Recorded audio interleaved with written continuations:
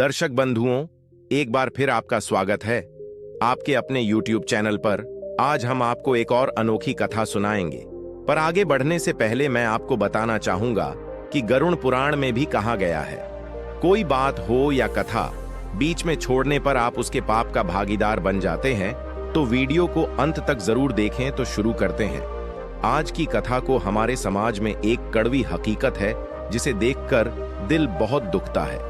यह कहानी एक ऐसी ही सच्चाई को उजागर करती है।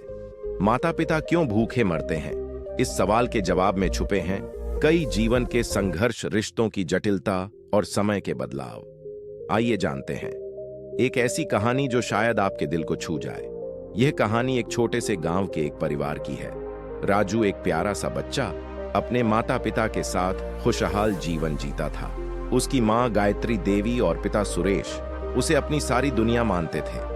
उनके लिए राजू ही जीवन का आधार था।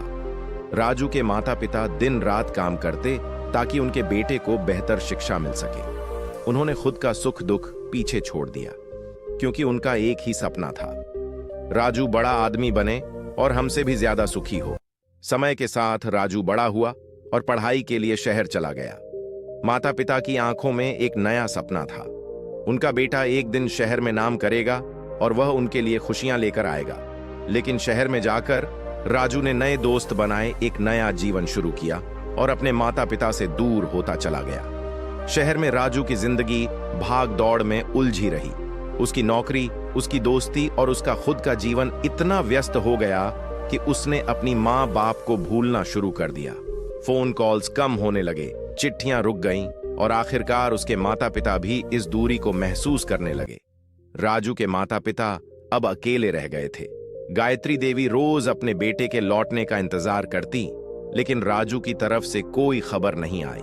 धीरे धीरे घर में पैसे की कमी होने लगी और साथ ही बढ़ती उम्र के कारण उनकी सेहत भी बिगड़ने लगी। वे कभी अपने बेटे से मदद नहीं मांगते थे क्योंकि उन्हें अपने आत्मसम्मान का ख्याल था।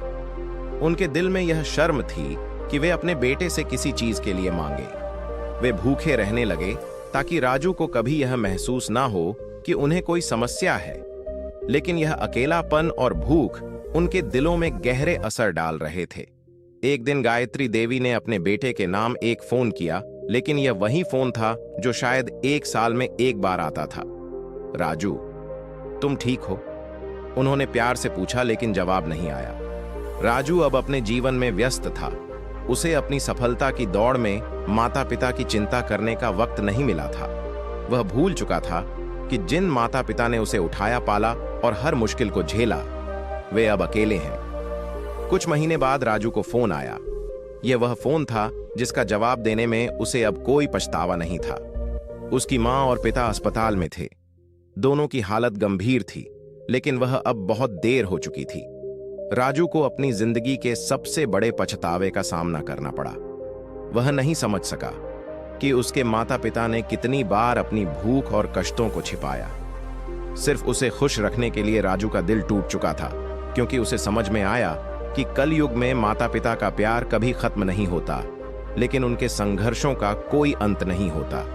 यह कहानी हमें यह सिखाती है कि हमें कभी अपने माता पिता की उपेक्षा नहीं करनी चाहिए। उनका प्यार, उनकी मेहनत, उनकी देखभाल हमारे लिए अनमोल है। कलयुग में भले ही हम रिश्तों से दूर होते जा रहे हों, लेकिन एक सच्चाई कभी नहीं बदलती। हमारे माता पिता ही हमारे जीवन के सबसे बड़े नायक होते हैं। राजू ने अब अपनी गलती से सीख लिया।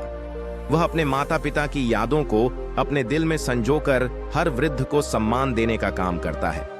आज वह जानता है कि अगर उसने अपने माता पिता का सही समय पर ध्यान रखा होता तो शायद उनके आखिरी दिन इतने दर्दनाक नहीं होते। हम सभी के पास एक मौका है अपने माता पिता को वह सम्मान और प्यार देने का जो वे हमेशा हमारे लिए करते हैं। चलिए हम सब मिलकर इस कलयुग की कड़वी सच्चाई को बदले। अगर आप अपने माता पिता के पास हैं तो उन्हें कभी अकेला न छोड़ें। उनका प्यार अनमोल है और उनकी देखभाल हमारी जिम्मेदारी है। याद रखें, माता पिता भूखे नहीं मरते। अगर हम उनके पास खड़े हो, अपने माता पिता का ख्याल रखें, क्योंकि उनका प्यार ही सबसे बड़ा तोहफा है। ये वीडियो आपको कैसी लगी? कृपया अपनी राय हमें कमेंट बॉक्स में बताएं। फिर मिलते हैं। ऐसी ही किसी और ज्ञानवर्धक वीडियो के साथ। धन्यवाद। जय श्री राम।